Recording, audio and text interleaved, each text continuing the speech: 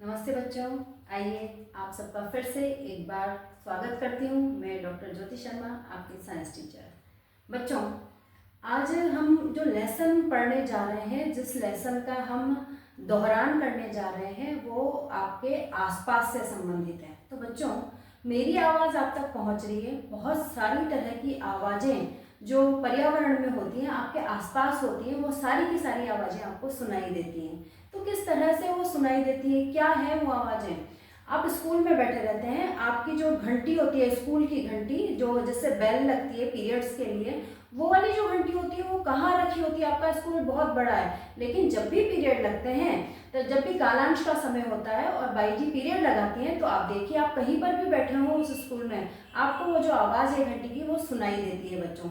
इसी तरह से हमारा घर कितना भी बड़ा हो, अगर हमारी किचन में, रसोई में कोई बर्तन गिर जाए, तो उस बर्तन जब तक घूमता रहेगा तब तक उसकी आवाज़ हमें आती रहेगी, चाहे हम कोई से भी कमरे में हो बच्चों। तो ये आवाज़ है क्या? और यदि आपने बीच में जाके, या आपकी मम्मा ने रसोई में काम कर रही थी और उस वो जो घूमती हुई थाली है या घूमती हुई प्लेट कटोरी जो भी गिरी है, उसको अगर उन्होंने पकड़ के और स्थिर कर दिया और उसके जो कंपन है वो खत्म हो गए, उसका घूमना जो खत्म हो गया, तो बच्चों वो आपको आवाज़ सुनाई नहीं देगी। तो ये आवाज़ें, ये जो ध्वनि है वो क्या है, उसी के बारे में आज हम हमारे लेसन में पढ़ने जा रहे हैं। और हमारा जो लेसन है वो है पाठ 10, जिसका नाम है, आप समझ गए हैं, ध्वनि, साउंड। ठीक बच्चों, तो आइए सबसे पहले हम शुरुआत जो करते हैं वो इसी क्वेश्चन के साथ करते हैं कि ध्वनि क्या है। तो ध्वनि एक कंपन है जो अनुदैर्ध्य तरंगों के रूप में माध्यम से होकर गुजरता है। बच्चों, इसमें 2-3 शब्द आ रहे हैं। पहली बात तो कंपन। कंपन होते क्या है? तो बच्चों, कोई भी कण जो होता है वो इधर उधर जो गति करता रहता है, अपनी माध्य स्थिति से जो उसकी इधर उधर की जो गति होती है, उसे ही बच्चों कंपन कहते हैं। किसी भी कण की अपनी माध्य स्थिति से इधर उधर होना, यही क्या कहलाता है? कंपन। बच्चों, कई बार आपने देखा होगा, दादाजी दादी की उम्र, नाना नानी जी की उम्र बहुत ज्यादा होती है, तो उनके हाथों में इस तरह से शिवरिंग होने लग जाती है, कंपन होने लग जाते हैं, यानी उनके जो हाथ होते हैं वो कांपने लग जाते हैं, उनमें कंपन होता है बच्चों। इसी तरह से झूला होता है, झूले की जो गति होती है, आपने माध्य स्थिति देखी है उसकी, अब वो झूला इधर उधर गति करता रहता है, यानी कि वो अपनी माध्य स्थिति से इधर उधर गति कर रहा है, तो वो भी एक प्रकार की कंपन ही अपन उसको कह सकते हैं। ठीक है बच्चों, तो कंपन आपको समझ में आ गया होगा। उसके बाद आ जाता है कि माध्यम से होकर गुजरती हैं। आपको बच्चों यहाँ पर समझ में आ जाना चाहिए कि जो ध्वनि तरंगें होती हैं, अनुदैर्ध्य प्रकार की होती हैं, और इनको चलने के लिए, इनको पहुंचने के लिए माध्यम की आवश्यकता होती है बच्चों। यदि कोई माध्यम नहीं होगा तो इन तरंगों का जो प्रवाह है वो नहीं हो पाएगा, चाहे वो माध्यम ठोस हो, द्रव हो, गैस हो, कोई भी हो सकता है बच्चों। अगर माध्यम नहीं होगा तो ये जो ध्वनि तरंगे हैं वो आप तक नहीं पहुंच पाएंगी बच्चों। इसीलिए तो जब अंतरिक्ष यात्री ऊपर अपने यान में जाते हैं तो वो बात नहीं कर पाते बच्चों, या फिर किसी कमरे में से, आप किसी कमरे में बैठे हैं और पूरी तरह से उसकी वायु निकाल दी जाए, बिल्कुल निर्वात कर दिया जाए वहां पर, तो वहां पर भी आप कितना ही जोर से माइक से बोल रहे बच्चों, तब भी आपको वहां आवाज नहीं आने वाली। क्यों? क्योंकि ध्वनि तरंगों के संचरण के लिए, उनके प्रवाह के लिए माध्यम की आवश्यकता होती है। तो क्योंकि बच्चों माध्यम की आवश्यकता होती है, इसलिए इन तरंगों को यांत्रिक तरंगे भी कहा जाता है। तो अगर वस्तुनिष्ठ प्रश्न में आपको अनुदैर्ध्य तरंगे दे रखा है, तब तो हम अनुदैर्ध्य तरंगे ही लगाएंगे। लेकिन अगर आपको अनुदैर्ध्य तरंगे नहीं दे रखा और यांत्रिक तरंगे दे रखा है, तो हम अनुदैर्ध्य तरंगे तो दे ही नहीं रखा, इसलिए उसको तो छोड़िए। तो फिर हमारा आंसर क्या होगा? यांत्रिक तरंगे हमारा आंसर होगा। ठीक है बच्चों, आइए आगे चलते हैं। तो अब है कि ध्वनि की 2 विशेषताएं या फिर गुण बताइए। गुण भी आ सकते हैं और विशेषता भी आ सकती हैं। तो बच्चों, ध्वनि के जो 2 गुण हैं या जो 2 विशेषताएं हैं, उन्हें हम प्रबलता के रूप में और तारत्व के रूप में परिभाषित कर सकते हैं बच्चों। अब ये प्रबलता और ये तारत्व जो है वो होते क्या हैं? कभी कभी आपसे ये विशेषताएं और गुण न पूछ करके सिंपली पूछा जा सकता है कि प्रबलता और तारत्व में अंतर बताइए, या फिर प्रबलता और तारत्व को परिभाषित कीजिए। सभी का एक ही आंसर होगा बच्चों। चलिए देखते हैं क्या होगा। प्रबलता, तो ध्वनि का वह गुण जिससे हमें उसके ऊंचे या धीमे होने का पता चलता है। अर्थात ध्वनि तरंग के पास में कितनी ऊर्जा है ये हमें पता चलता है। आपको पता होगा कि ध्वनि को हम किस में नापते हैं बच्चों? डेसिबल में। हर किसी चीज के नापने की एक इकाई होती है, अच्छे से पता है आपको। जैसे लंबाई को मीटर में, सेंटीमीटर में नापते हैं, समय को हम सेकंड में नापते हैं, इसी तरह से ध्वनि को हम किस में नापते हैं? डेसिबल में नापते हैं बच्चों। तो अधिक डेसिबल वाली जो ध्वनि है वो हमें ऊंची सुनाई देगी, जबकि कम डेसिबल वाली जो ध्वनि है वो हमें धीमे सुनाई देगी। बच्चों कई बार क्या होता है, आप दो फ्रेंड्स हैं और कोई फ्रेंड तीसरी फ्रेंड की उपस्थिति में आपको कुछ नहीं बताना चाहती, लेकिन उसका बोलना जरूरी है। तो ऐसा होता है कि हम कोई भी बात जो होती है वो कान में कह देते हैं। अब कान में तो आपने कह दिया, पर यदि उसकी जो आवृत्ति है वो 20 से कम है, उसकी जो आवृत्ति है वो मंद है, कम डेसिबल वाली वो ध्वनि है, तो हम क्या कहते हैं उसे? अरे भाई जोर से बोल, कुछ सुनाई नहीं दे रहा, कहते हैं ऐसा। यानी उसकी जो ध्वनि थी वो काफी कम डेसिबल की थी, मंद उसकी ध्वनि थी, धीमे उसकी ध्वनि थी और हमें सुनाई नहीं दे रहा था। ठीक है। और जब ज्यादा डेसिबल वाली ध्वनि होती है, ज्यादा तेज ऊर्जा वाली जब ध्वनि होती है और हम पास में ही खड़े हैं, तो हम क्या बोल देते हैं? अरे क्यों चिल्लाकर बोल रहा है, धीरे बोल ले, आराम से। बोलते हैं या नहीं बोलते? यही कहते हैं। तो इस तरह से इस प्रबलता वाले जो गुण से है हमें उसके ऊर्जा का पता चलता है कि ध्वनि जो तरंग है उसमें कितनी ऊर्जा है। ठीक है बच्चों। अगला आ जाता है हमारा तारत्व। तो ध्वनि के इस गुण के द्वारा हम मोटी व पतली आवाज को पहचानते हैं। ध्वनि स्रोत की आवृत्ति अधिक होने पर तारत्व अधिक हो जाएगा, और तारत्व अधिक हो जाएगा तो पतली और तीखी आवाज निकलती है। तो बच्चों महिलाएं जो होती है उनकी आवाज कैसी होती है? अधिक तारत्व वाली होती है पुरुषों की तुलना में, इसीलिए उनकी आवाज जो होती है वो तीखी होती है और पतली होती है। ठीक है बच्चों। इसी प्रकार से आवृत्ति कम होने पर तारत्व कम हो जाता है, और तारत्व कम होने पर हमारी जो आवाज है वो मोटी निकलती है। महिलाओं की तुलना में पुरुषों की आवाज का जो तारत्व है वो कम होता है, इसीलिए पुरुषों की आवाज थोड़ी सी मोटी होती है। समझ में आ गया बच्चों? तो ये जो दोनों थे वो थे हमारी दो ध्वनि की दो विशेषताएं या फिर गुण। अगला प्रश्न पूछा जाता है आपसे कि ध्वनि तरंग के कंपन का आयाम, आवृत्ति तथा आवर्त काल परिभाषित कीजिए। इसको ऐसे ही सिंपल भी कि आयाम, आवर्तकाल या आवृत्ति कुछ भी एक दो पूछे जा सकते हैं, इनके बारे में बताइए। सिंपल भी ये क्वेश्चन पूछ लेते हैं। तो आयाम किसे कहते हैं बच्चों? एक पूर्ण चक्कर में कंपन द्वारा तय की गई अधिकतम दूरी, इसे क्या कहा जाता है? आयाम कहा जाता है बच्चों। जैसे कि मैं आपको झूले का उदाहरण देकर ही बताती हूँ। झूला माध्य स्थिति में खड़ा है, अब यदि वो आगे गया तो आप उसको पूर्ण झूला नहीं बोल सकते, और यदि वो सिर्फ पीछे आया तो भी आप उसको पूर्ण झूला नहीं बोल सकते। कब एक दोलन बच्चों उस झूले का हम पूरा बोलेंगे? जब वो माध्य स्थिति से शुरू होके आगे गया, वापस से पीछे आया, उस माध्य स्थिति को पार करके पीछे आया, और पीछे से वो वापस से अपनी माध्य स्थिति में गया, जहां से वो शुरू हुआ था वापस वहीं पर ही आ गया। तो उस जो पूरा एक जो चक्र हुआ है उसने कितनी दूरी तय की है, पूरी दूरी को हम नापेंगे, उसमें उसने अधिकतम कितनी दूरी तय की है, वही हमारा आयाम कहलाता है बच्चों। ठीक है। नेक्स्ट जो आता है आवर्तकाल। एक पूर्ण चक्कर में लगा समय वो आवर्तकाल कहलाता है बच्चों, टाइम। ठीक है। जैसे झूले वाला ही उदाहरण लेते हैं कि एक झूले में जो आपने कितना समय लिया है वही क्या कहलाएगा? उसका आवर्तकाल कहलाएगा। नेक्स्ट जो आता है आवृत्ति, कि प्रति सेकंड में होने वाले कंपनों की संख्या, प्रति सेकंड में जितने कंपन हो रहे हैं उनकी जो संख्या है वो आवृत्ति कहलाएगी। तो यहाँ पर मैं ये बोल सकती हूँ झूले के संदर्भ में कि एक सेकंड में वो जो झूला है वो कितने कंपन कर रहा है, कितने दोलन कर रहा है, उसी को ही आवृत्ति कहा जाता है। ठीक है बच्चों। ये जो आवृत्ति वाले क्वेश्चन है वो आपके आंकिक प्रश्न के रूप में भी पूछे जा सकते हैं। तो इस आवृत्ति को जब हम सूत्र के रूप में लिखते हैं तो हम लिख सकते हैं आवृत्ति फ्रीक्वेंसी बराबर होता है कंपनों की संख्या अपॉन लिया गया समय। ठीक है बच्चों। अब ये तीन चीजें हमारे पास में होती हैं। आपको मैथ्स वाली मैम ने अच्छे से बता रखा होगा कि तीन चीजें जब हमारे पास में हैं और हमें कोई भी दो चीज दे रखी होती है तो हम तीसरी चीज को निकाल लेते हैं। ठीक है बच्चों। तो देखते हैं हम तीसरी चीज को कैसे निकालते हैं अगले वाले प्रश्न में। देखिए आ जाइए प्रश्न 4 पर। एक दोलक 4 सेकंड में 40 बार दोलन करता है। ठीक है, यानी क्या दे रखा है हमें 40 बार, यानी इसकी आवृत्ति दे रखी है। और क्या दे रखा है 4 सेकंड, यानी कि समय दे रखा है। 40 बार दोलन करने में वो 4 सेकंड का समय लेता है। तो हमें क्या पता लगाना है, इसका आवर्तकाल एवं आवृत्ति ज्ञात कीजिए। ठीक है बच्चों, आवृत्ति के लिए हमारे पास सूत्र था कंपनों की संख्या अपॉन समय।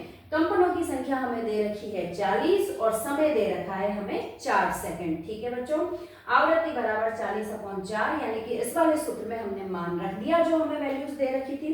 इसको 4 से भाग देते हैं तो क्या आ जाएगा 4×40। तो 10 जो हर्ट्ज हैं वो हमारी आवृत्ति आ जाएगी। बच्चों, आवृत्ति नापने का जो मापक है वो क्या है, हर्ट्ज। इसको HZ के रूप में भी लिख सकते हैं और इसे हिंदी में आप लिखना चाहें तो इस तरह से हर्ट्ज के रूप में भी लिखा जा सकता है, जैसे आप चाहें वैसे लिख सकते हैं। ठीक है, अब आ जाता है, अब हमने आवृत्ति निकाल ली, अब दूसरा हमसे पूछा है आवर्तकाल। तो बच्चों आवर्तकाल यानी कि ये समय। अब समय के लिए हम क्या करेंगे, ये दोनों वज्र गुणा होंगे। अब ये दोनों वज्र गुणा होंगे तो यहाँ आवृत्ति और समय, और आवृत्ति तो हमने निकाल ली, अब समय निकालना है हमें। तो समय को इधर कर देंगे और आवृत्ति को नीचे कर देंगे। तो हमारे पास में नया जो सूत्र बन जाएगा वो क्या बन जाएगा, आवर्तकाल बराबर, इसको हमने इधर कर दिया है, आवर्तकाल या समय बराबर कंपनों की संख्या, और समय की जगह पर क्या आ गया, आवृत्ति आ गई। तो आवृत्ति, तो कंपनों की संख्या 40 दे रखी थी, आवृत्ति अभी हमने ऊपर निकाली है 10 चौक 40। तो हमारे पास में जो आवर्तकाल है समय है वो कितना आ जाता है बच्चों, 4 सेकंड। तो इस तरह से कई बार आपसे बहुत सिंपल प्रकार के आंकिक प्रश्न भी पूछ लिए जाते हैं। तो मैथ्स देख के घबराना नहीं है बच्चों, बस उन्हें याद रखिए कि कौन सा फॉर्मूला था, और ये एक ही फॉर्मूला है इस पार्ट के अंदर। इस फॉर्मूले में से आपको 3 चीजें हैं, 2 चीजें दे रखी होगी और एक चीज आपको पता करनी होगी। तो बस उस जो मान दे रखे हैं उन्हें वहां पर पुट करिए और अपना आंसर निकाल दीजिए। ठीक है बच्चों, क्लियर है यहाँ तक? चलते हैं। तो हमारा अगला प्रश्न है, आप कैसे सिद्ध करेंगे कि ध्वनि संचरण के लिए माध्यम की आवश्यकता होती है। अभी अभी मैंने कहा था कि जहां पर कोई भी माध्यम नहीं होता वहां पर कोई आवाज नहीं आती बच्चों।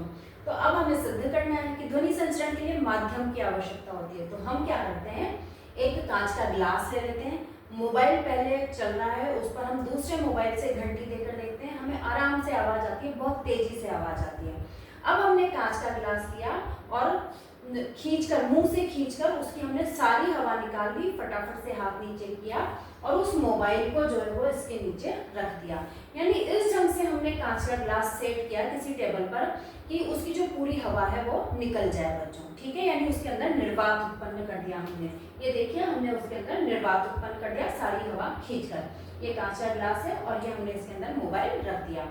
अब हम मोबाइल को चला रहे हैं, घंटी दे रहे हैं, उस पर रिंग करते हैं, तो हम ये देखते हैं कि अभी अभी जो हमें बहुत तेज आवाज आ रही थी बाहर मोबाइल के होने पर, अब वो पूरी की पूरी जो आवाज है वो गायब हो जाती है। हालांकि कांच का ग्लास है तो हमें दिख तो रहा है कि घंटी तो जा रही है, रिंग तो कर रहा है वो मोबाइल, लेकिन उसकी आवाज हमें सुनाई नहीं देती क्योंकि ग्लास के अंदर तो निर्वात हो गया है बच्चों। ठीक है, तो इस तरह से हम इस प्रयोग को वर्डिंग्स में लिख करके, शब्दों में लिख करके और उसे समझा सकते हैं एग्जामिनर को कि भाई ध्वनि संचरण के लिए माध्यम की आवश्यकता होती है। ठीक है बच्चों, अब आ जाता है कि साहब वायु में ध्वनि की चाल कितनी होती है। तो वायु में जो ध्वनि की चाल है वो होती है 331 मीटर प्रति सेकंड। कितनी? 331 मीटर प्रति सेकंड। अब अच्छा आप बता सकते हो कि ठोस, द्रव और गैसें जो हैं तो उनमें जो ध्वनि की चाल है वो ठोसों में सबसे अधिक मानी गई है बच्चों। किस तरह से, कैसे हम ये कह सकते हैं, आप ये प्रयोग करिएगा नहीं, बस मैं आपको समझाने के लिए बता रही हूँ कि अगर हम किसी रेलवे स्टेशन पर खड़े हैं और हमें बहुत दूरी तक, हमारी आंखें अनंत तक देख सकती हैं, तो हमें बहुत दूरी तक जो है वो कोई ट्रेन नजर नहीं आ रही है और हमें उसकी जो चलने की आवाज़ है, ट्रेन कितनी तेज आवाज़ करती है, तो उसके जो चलने की आवाज़ है वो भी हमें नहीं आ रही है। तो लेकिन हमें ये पता लगाना है कि अगले 5-7 किलोमीटर के अंदर, 10 किलोमीटर के अंदर ट्रेन है या नहीं है। हालांकि हमें दिखाई नहीं दे रही और हमें उसकी आवाज़ सुनाई भी नहीं दे रही, तो हम क्या करें कि अगर हम जो रेल की पटरियां बिछी हुई होती हैं उन पर कान लगाकर देखें बच्चों, तो हमें अगर ट्रेन आसपास 10-15 किलोमीटर आसपास होगी और हमें वो दिखाई भी नहीं दे रही और हमें उसकी आवाज़ भी नहीं सुनाई दे रही, तो भी हमें रेल की पटरियों पर कान लगा के सुनने से ये पता चल जाएगा, उसकी जो आवाज़ है वो हमें आ जाएगी, धीरे धीरे बिल्कुल होगी वो, और हम ये कह सकते हैं कि फटाफट से जल्दी से 10-15-20 मिनट में यहाँ पर ट्रेन जो है वो आने वाली है। तो इस तरह से हम क्या कह सकते हैं कि भाई जो ठोस होते हैं उनमें ध्वनि संचरण बहुत तीव्र गति से होता है। ठीक है बच्चों, अब आ जाता है कि मानव वाक् यंत्र का चित्र बनाते हुए उसकी कार्यविधि बताइए। बच्चों अभी हमने कहा कि कंपन होते हैं, किसी भी वस्तु में कंपन होते हैं तो ही आवाज सुनाई देती है। हमने जो बात शुरू की थी कि कोई बर्तन गिरा और वो मम्मी ने उसको पकड़ लिया, अगर वो नहीं पकड़ा गया तो उसके कंपन जहां तक चलते रहेंगे, वो जब तक घूमता रहेगा तब तक हमें उसकी आवाज आती रहेगी। लेकिन अगर हमने उसको बीच में ही रोक दिया तो क्योंकि उसके कंपन खत्म हो जाएंगे और कंपन खत्म होते ही बच्चों उसकी जो आवाज है वो भी बंद हो जाएगी। तो हम कह सकते हैं कि कंपन होंगे तो ही आवाज होगी बच्चों। ठीक है, तो अब हम हमारे गले से आवाज निकाल रहे हैं, हमारे अंदर से आवाज निकल रही है, तो कहीं ना कहीं हमारी बॉडी में भी कंपन होनी चाहिए किसी न किसी चीज में, तो ही तो ये आवाज निकल रही है। और आवाज भी ऐसी कि जब हम चाहें जब हम धीरे बोलें और जब हम चाहें तब हम तेज चिल्ला कर बोलें, इतना तेज कि हम मैम को भी परेशान कर देते हैं शोर मचा मचा के, तेज तेज बोल बोल के। मैम आपको समझा ही नहीं पाती है जो समझाना चाहती है। ठीक है, तो भाई वो आवाज हमारे कहाँ से आ रही है। तो बच्चों यहाँ पर ये देखिए, हाथ लगाइए, यहाँ पर एक आपको कठोर सा हार्ड सी एक जो आपकी संरचना है वो दिखाई देगी। इसे लैरिंक्स या कंठ कहते हैं। और जो लैरिंक्स और कंठ होता है, श्वास नली जो होती है हमारी श्वसन तंत्र में, श्वास नली जो होती है उसके ऊपर ये होता है। इसे हम महसूस भी कर सकते हैं, कई बार पानी निकलते हैं तो वो पानी जाता हुआ भी हमें दिखाई देता है बच्चों। तो उसे ही हम क्या कहा जाता है, वाक यंत्र कहा जाता है बच्चों। और उस वाक यंत्र में दो तंतु, ये देखिए एक तंतु ये रहा और एक तंतु ये रहा, तो उस वाक तंत्र में दो तंतु, पतले पतले से दो तंतु होते हैं और उन दोनों तंतुओं के बीच में एक झिल्ली होती है। ये देखिए पतली सी झिल्ली है, इसकी वजह से ये दोनों आपस में चिपकते नहीं है और जो हवा आती है वो इनमें से निकल जाती है। तो बच्चों अब हमारे फेफड़ों में से जो जिस तरह से हवा आएगी उस तरह से ये कंपित होंगे दोनों के दोनों तंतु, उतनी तेज गति से, जिस भी गति से हम बोल रहे हैं उतनी तेज गति से हमारे फेफड़ों में से हवा आएगी और हवा आने से ये जो दोनों तंतु हैं वाक तंतु, उनमें कंपन होगा। अगर कंपन ज्यादा होगा, तेज हवा है तो तेज कंपन होगा और तेज कंपन होगा तो हमारी आवाज भी तेज निकलेगी। ठीक है, और यदि हमने बिल्कुल धीरे से बोला है, कोई धीरे धीरे बोलता है तो हम कहते हैं भाई बीमार है क्या, भाई बोलने की क्षमता ही नहीं है, आवाज ही नहीं निकल रही, तो हम कहते हैं बीमार है क्या। तो जब धीरे से हम फेफड़ों में से हवा निकल रही है तो जो तंतु है हमारे वाक तंतु हल्के से हिलके रह जाते हैं और हिलके रह जाते हैं तो हमारी जो आवाज है वो बहुत कम निकलती है बच्चों। ठीक है, तो इस तरह से जो हमारा मानव वाक यंत्र है वो कार्य करता है। अब बच्चों कई बार ऐसा होता है कि आपने सुबह सुबह किसी को फोन किया, आप हॉस्टल में रह रहे हैं और आपने अपने घर पे सुबह 6 बजे ही फोन कर दिया, तो अब मम्मी की आवाज या पापा की आवाज आपको कैसे लगती है, मम्मा आप सो रहे थे क्या आप, या दिन में कभी हम फोन करें तो हम सामने वाले को देख नहीं रहे हैं, आपने अपने फ्रेंड को फोन किया दिन में, मान लीजिए वो सो रही थी, आप उसे देख नहीं रहे, फिर भी आप क्या कह देते हैं, सो रही थी क्या, ठीक है ऐसा ही कहते हैं ना। तो आपको कैसे पता चल गया भाई वो सो रहा था व्यक्ति और आपने फोन किया है, सिर्फ आवाज से पता चल गया आपको, तो कैसे पता चल जाता है बच्चों। तो क्या होता है कि वाक तंतु जब तने हुए वो पतले रहते हैं, जो कि अधिकतर दिन के समय होता है बच्चों, क्योंकि हम दिन भर में बोलते ही रहते हैं, कुछ ना कुछ बोलते ही रहते हैं हम। तो दिन के समय में जो वाक तंतु होते हैं वो तने हुए और पतले रहते हैं, इसलिए जो हमारी आवाज होती है वो सामान्य होती है। ठीक है बच्चों, इसी तरह से जब रात में, क्योंकि रात में हम सो रहे होते हैं, रेस्ट कर रहे होते हैं, बोलने का कोई काम नहीं होता, चुप हो जाते हैं हम, तो चुप हो जाते हैं तो जो हमारे वाक तंतु होते हैं, मांसपेशियों की वजह से होता है वो तो ढीले और लंबे, तो मांसपेशियां जो कोई काम नहीं करना जब बोलना नहीं है तो वाक तंतु जो होते हैं वो ढीले और मोटे हो जाते हैं सोते वक्त। ठीक है, तो हमारी जो आवाज होती है वो विशेष प्रकार की हो जाती है और हम कह देते हैं सामने वाले को बिना देखे हुए भाई सो रहा था क्या।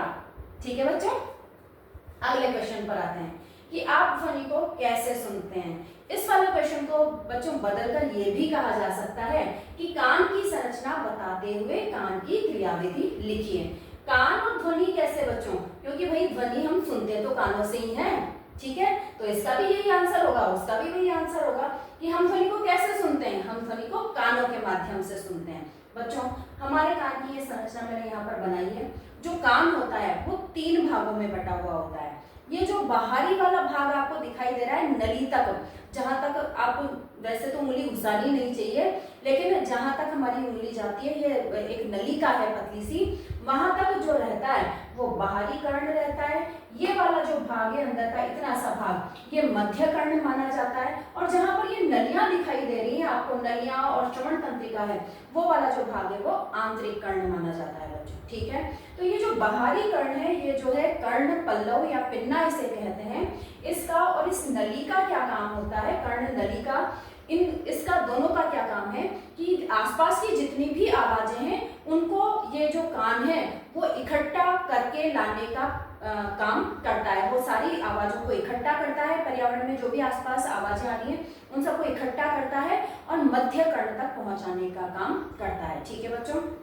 ये कर्ण बटा आ गया यहाँ पर, जिसको कि ईयर ड्रम भी कहते हैं। और ईयर ड्रम जो होता है वो हमारे मध्य कर्ण को और हमारे बाहरी कर्ण को अलग करने का काम करता है। तो बच्चों कई बार हम पेन घुसा देते हैं या दो बच्चों की लड़ाई हो जाती है, या हम कुछ पिन में घुसा रहे थे और सामने वाले ने हिला दिया तो वो बिल्कुल अंदर चला जाता है, ईयर ड्रम फट जाता है, हमारा सुनाई देना बंद हो जाता है। तो इस तरह की गलतियां जो है हमें नहीं करनी चाहिए। अगर कान में खुजली भी हो रही है तो इस तरह से बाहर से हिला लेना चाहिए। अंदर हमें कोई पिन विन या सेफ्टी पिन या आपके हेयर पिन जो होता है वो नहीं डालना चाहिए, क्योंकि गलती से ज्यादा चला गया, किसी ने हिलाया भी नहीं लेकिन ज्यादा चला गया तो हमें प्रॉब्लम हो सकती है बच्चों।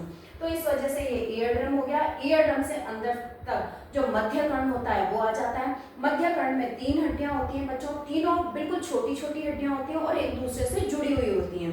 तो जब ये, अच्छा बच्चों एक बात और है, यदि आपसे ये पूछा जाए कि कहाँ की हड्डी पूरे शरीर में कहाँ की हड्डी सबसे छोटी होती है, तो मध्य कर्ण में जो हड्डियां होती हैं बच्चों वो सबसे छोटी होती है पूरे शरीर में, ठीक है। तो मध्य कर्ण आ गया और मध्य में 3 हड्डियां होती हैं। तो जो ये कंपन आवाजें इस बाह्य कर्ण ने इकट्ठी की थी वो सारी आवाजें ईयर ड्रम पर गई और ईयर ड्रम से 3 हड्डियां जुड़ी हुई थी। तीनों हड्डियों ने इलियम, इस्चियम और हैमर उनके नाम होते हैं बच्चों, उनके आकार के आधार पर। तो इस्चियम वाली जो हड्डी होती है वो सबसे छोटी मानी जाती है। तो तीनों हड्डियों ने एक के बाद एक वो जुड़ी हुई हैं। तो एक ने, पहली वाली ने उन कंपनों को ग्रहण किया, दूसरी में गए, दूसरी वाली ने उन कंपनों को ग्रहण किया, तीसरी वाली में गए। तो इस तरह से मध्य कर्ण में जो कंपन थे उनका संचार होता है। अब जो आवाज के जो कंपन थे वो आ जाते हैं इस यूस्टेकियन ट्यूब में, कर्णावृत में। ये जो आपको यू के आकार की अर्धवृत्ताकार नलिकाएं दिख रही हैं उन्हें कर्णावृत कहते हैं। इनके अंदर एक द्रव भरा हुआ रहता है जो कि आवाज को, कंपनों को आगे पहुंचाने का काम करता है। इसी के साथ सबसे इंटरेस्टिंग जो आपको बताती हूँ फैक्ट है बच्चों, वो बताती हूँ मैं कि कान जो है वो मनुष्य में संतुलन बनाए रखने का भी काम करता है। और कानों का कौन सा पार्ट बच्चों, यही वाला पार्ट कर्णावृत, ये वाला जो भाग होता है वो हमारे संतुलन बनाए। भाई मस्तिष्क और मेरुरज्जु नेचुरली हमारी बॉडी को संभालते हैं सीधे चलने में, लेकिन कभी कभी जब हम फिसल जाते हैं तो हम कहते हैं कई बार, अरे मैं गिरते गिरते बचा, अरे मैं फिसलते फिसलते बचा। लगभग फिसल ही गए थे और फिसलते तो बहुत तेज लगती है आपके, लेकिन फिसलते फिसलते बचा, इसमें आप लगने से बच जाते हैं, हल्की फुल्की कहीं पर ऐसी चिराण आके रह जाती है, ठीक है बच्चों। तो ये जो होता है कर्णावृत, वो कर्णावृत ही आपके संतुलन बनाए रखने का काम करता है। अब कैसे, इसके अंदर एक द्रव भरा हुआ रहता है। तो द्रव जब हम सामान्य अवस्था में खड़े हैं या बैठे हैं तो वो जो द्रव होता है वो स्थिर रहता है बच्चों, लेकिन जैसे ही हम गिरते हैं, जैसे ही हमारा संतुलन बिगड़ने लगता है, वैसे ही वो द्रव इस तरह से हिचकोले खाने लगता है बच्चों, झूले की तरह से। तो जब वो हिचकोले खाने लगता है, साथ में ही श्रवण तंत्रिका जुड़ी हुई है। तो ये जो श्रवण तंत्रिका होती है वो फटाफट से मस्तिष्क को संदेश पहुंचा देती है, भाई हमारे शरीर का संतुलन बिगड़ रहा है। और शरीर का संतुलन बिगड़ते ही मस्तिष्क जल्दी से आपको ये ऑर्डर देता है कि फटाफट से जो संतुलन है बॉडी का वो लाया जाए, और हमारी बॉडी जो है वो फिसलते फिसलते बच जाती है और हम वापस से खड़े हो जाते हैं। ठीक है बच्चों, तो इस तरह से जो कान होता है, कान का जो कर्णावर्त वाला पार्ट होता है वो हमारा संतुलन भी बनाए रखने का कार्य करता है। ठीक है बच्चों, नेक्स्ट आगे चलते हैं। कर्णावृत से, जो कि आंतरिक कर्ण का भाग है, कर्णावृत से श्रवण तंत्रिका जुड़ी हुई रहती है। ये श्रवण तंत्रिका यहाँ से जो कंपन यहाँ तक पहुंचे हैं उन कंपनों को मस्तिष्क में ले जाने का कार्य करती है। मस्तिष्क में जो सुनने वाला भाग होता है इनका विश्लेषण करता है, और हमें जो आसपास की आवाजें होती हैं वो बच्चों स्पष्ट रूप से सुनाई देती हैं। ठीक है, तो इस तरह से जो कान है वो सुनने का कार्य करता है। ठीक है, इसी सारी बात को आपको शब्दों में लिखना है। ठीक, आगे चलते हैं। मनुष्य कितने आवृत्ति की ध्वनि सुन सकता है? अधिकतर पूछे जाने वाला सवाल है बच्चों ये।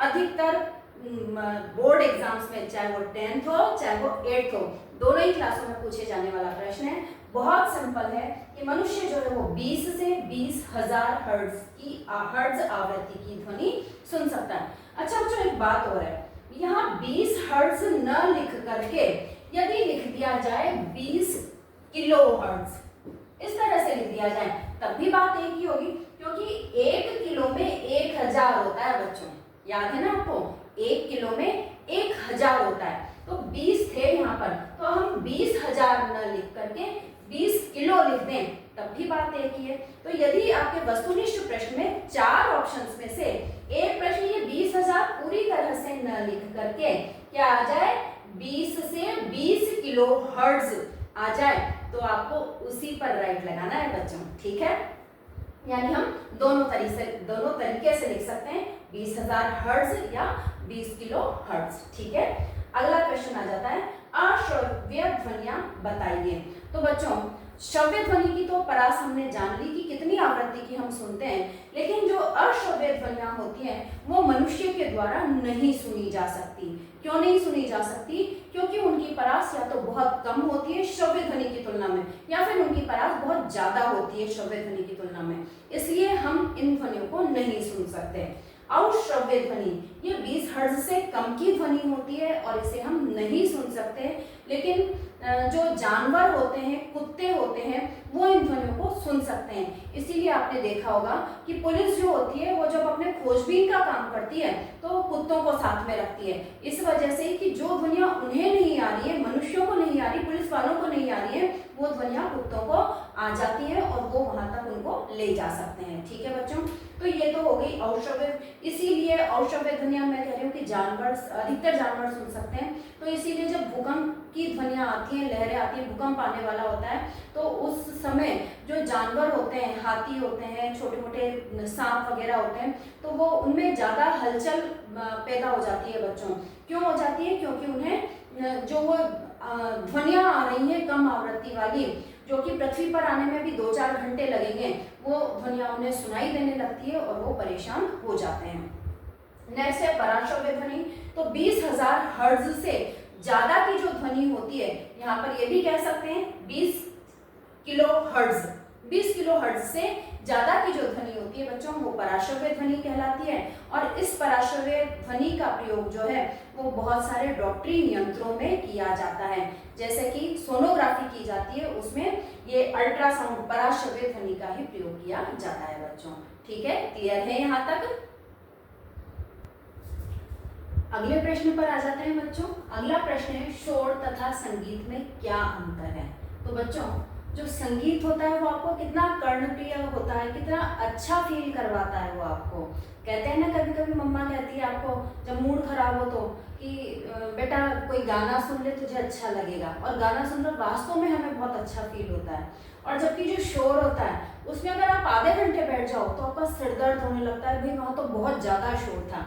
तो अब आपको पता चल जाना चाहिए कि आपको क्लास में शोर करना है या पढ़ना है बच्चों। ठीक है, क्योंकि उस शोर का जो प्रभाव है वो न केवल आपकी मैम पर पड़ता है बल्कि वो आप पर भी तो पड़ता है बच्चों, क्योंकि उस शोर में तो आप भी रह रहे हैं। ठीक है ना, तो शोर किसे कहते हैं? तो जिन ध्वनियों की आवृत्ति ज्यादा होती है, प्रबलता व तारत्व ज्यादा होता है, कोई आरोह अवरोह नहीं होता किसी भी चीज में और हमें सुनने में अप्रिय लगता है, तो ऐसी जो ध्वनि होती है वो शोर कहलाती है। जबकि सुनने में प्रिय, एक निश्चित अंतराल में तारत्व, प्रबलता, निश्चित आवृत्ति की ध्वनि जो होती है वो संगीत कहलाती है। बच्चों, क्या आप बता सकते हैं कि जो संगीत है वो शोर में परिवर्तित हो सकता है क्या? बिल्कुल बच्चों, जो संगीत है वो शोर में भी परिवर्तित हो सकता है। आजकल आप गाने देखिए कि किस तरह के आ रहे हैं, बस वो बोलता ही रहता है, कोई मतलब नहीं होता, कोई आरोह अवरोह, कम ज्यादा, सुर लय, कुछ भी उन गानों में समझ में नहीं आता। आप वाली जो पीढ़ी है वो फिर भी उन्हें पसंद करे, लेकिन मेरी वाली जो पीढ़ी है वो उन गानों को पसंद नहीं करती बच्चों। तो जो संगीत होता है वो भी एक निश्चित सीमा के बाद में शोर में बदल सकता है। ठीक है बच्चों, अगला क्वेश्चन है, ध्वनि प्रदूषण किसे कहते हैं, इसके कारण और बचने के उपाय बताइए। तो बच्चों, जो अवांछित ध्वनियां हमारे चारों तरफ पर्यावरण में फैली हुई हैं, चाहे वो किसी भी वजह से हो, तो ऐसी ध्वनियों को हम ध्वनि प्रदूषण कहते हैं। और ध्वनि प्रदूषण होता क्यों है, इसके क्या कारण हैं? तो ध्वनि प्रदूषण के कारण है घरों में तेज आवाज में हम जो टीवी, मोबाइल, टेप, रेडियो जो भी चलाते हैं, तो भाई हम सुन रहे हैं, हम गली मोहल्ले वालों को थोड़ा सुना रहे हैं, तो हम उस आवाज को उतनी भी रख सकते हैं जितनी हमारे घर में या हम जिस कमरे में हैं वहां तक हम उसे सुन पाए। तो वो जो तेज तेज आवाजों में चलते हैं घरों में ये सारी चीजें, उस वजह से ध्वनि प्रदूषण होता है। शादी समारोह में ऊंची आवाज में जो माइक चलते हैं, बैंड वाले जो होते हैं, उनकी वजह से ध्वनि प्रदूषण होता है। वाहनों की, खुद की वाहनों की आवाज बहुत तेज होती है, उसके ऊपर से वाहनों के हॉर्नों की तेज तेज आवाज, बहुत जो ट्रक वाले होते हैं, कई सारे लोग जो आप लोग नए नए गाड़ियां चलाने लगते हैं, सामने दिख रहा है कि इतना ट्रैफिक है, सामने वाला जाएगा कहाँ, फिर भी टर टर टर बजाते ही रहते हैं उस हॉर्न को। उससे ध्वनि प्रदूषण ही होता है बच्चों, क्योंकि रोड तो जब क्लियर होगा तभी होगा और रोड क्लियर होगा तभी आप जा पाएंगे। तो थोड़ा सा उस हॉर्न को बजाने के बदले थोड़ा सा पेशेंस रखिए, वेट कीजिए, 1-2 मिनट में आप अपने आप आगे चले जाएंगे। ठीक है बच्चों, तो वाहनों के हॉर्न की आवाजों से, फैक्ट्रियों में चलती मशीनों की आवाजों से, कितना तेज आवाजें करती है जो फैक्ट्रियों में मशीनें चलती हैं, उन आवाजों से, और अत्यधिक संख्या में पेड़ कटने से, पेड़ भी हमने काट दिए हैं बच्चों विभिन्न कारणों से, तो इन सारे वजहों से जो होता है वो ध्वनि प्रदूषण होता है। ठीक है, अब आ जाता है इनसे बचने के उपाय। तो बच्चों, जो ध्वनि प्रदूषण होता है, अगर ये जो कारण है उनसे बचाव हम कर लेंगे तो हम ध्वनि प्रदूषण को भी रोक पाएंगे। बताइए किस प्रकार से?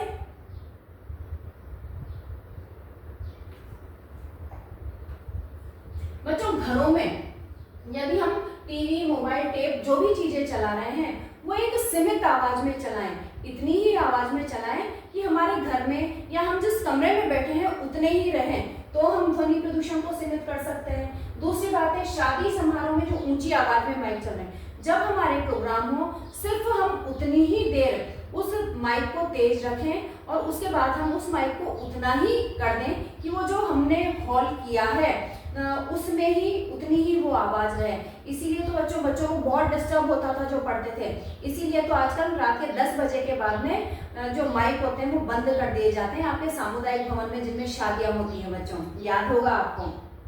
तो इस तरह से फैक्ट्रियों को जो है, मशीनों को जो रहने का स्थान है, बस्तियां हैं रहने की, उनसे बहुत दूर स्थापित किया जाए ताकि फैक्ट्रियों की आवाज मनुष्यों तक पहुंचे ही ना। इसके अलावा वाहनों के हॉर्नों की आवाज, कई बार वाहनों की जो देखभाल होती है वो हम नहीं कर पाते प्रॉपर ढंग से, तो वो भी खटर खटर बहुत आवाजें करने लग जाती हैं वो गाड़ियां, तो उन्हें हम ठीक समय पर मैकेनिक को दिखाएं ताकि वो गाड़ियां जो है वो अवांछित आवाजें न करें। और दूसरा, हॉर्न बजाते टाइम हम सावधानी रखें, सामने थोड़ा सा वेट करें, सामने जब क्लियर होगा तब हम अपने आप आगे चले जाएंगे बच्चों। एक बार बजा दिया, सामने वाले को पता चल गया कि भाई पीछे से कोई आ रहा है, तो अगर उसके सामने जगह होगी तो वो आपको जगह दे देगा, और नहीं होगी तो वो भी कहाँ से जगह देगा। इसलिए आपको थोड़ा सा वेट करना चाहिए, ऐसे नहीं कि हॉर्न पे हॉर्न बजाते रहे आप। और बच्चों, पेड़ जो होते हैं वो काफी मात्रा में ध्वनि का अवशोषण कर लेते हैं। इसलिए काट तो हमने दिए हैं, लेकिन अब हम उन्हें उगा भी सकते हैं। तो जो भी हमारे पास में जगह उपलब्ध हो, जगह उपलब्ध नहीं है शहरों में, तो हमारे घरों में गमले तो हम उगा ही सकते हैं छतों पर। तो जब भी बर्थडे आता है, अपने मम्मी पापा की जो शादी की सालगिरह आती है, आपके लिए कोई विशेष दिन होता है बच्चों, आपका रिजल्ट आता है, बोर्ड का रिजल्ट आना बड़ी बात है, उसमें पास होना, तो ये सारे जो आपके लिए शुभ दिन होते हैं, अच्छे दिन होते हैं, उन पर आप कोई ना कोई पौधा जो है वो लगा सकते हैं। और एक बात बताऊं, अगर किसी का बर्थडे हो तो आप जो है वो पौधा गिफ्ट में भी दे सकते हैं। आजकल बच्चों ये प्रचलन बहुत ज्यादा बढ़ गया है पौधे देने का गिफ्ट के रूप में। तो अगर किसी फ्रेंड का बर्थडे हो तो आप पौधा दीजिए, तो वो पौधा जो है उसके साथ में जीवन भर रहेगा बच्चों। तो आपकी जो याद है वो हमेशा रहेगी उसके साथ में। तो इस तरह से अत्यधिक संख्या में पेड़ लगा करके, थोड़े संख्या में तो हम पेड़ लगा ही सकते हैं, पौधे लगा ही सकते हैं। ये सारे उपाय यदि हम अपनाएंगे तो हम ध्वनि प्रदूषण को बहुत अधिक मात्रा में बच्चों नियंत्रित कर सकते हैं। ठीक है, अगला क्वेश्चन आता है, आकाश में तड़ित, तड़ित का मतलब समझते हैं ना बच्चों, बिजली चमकना।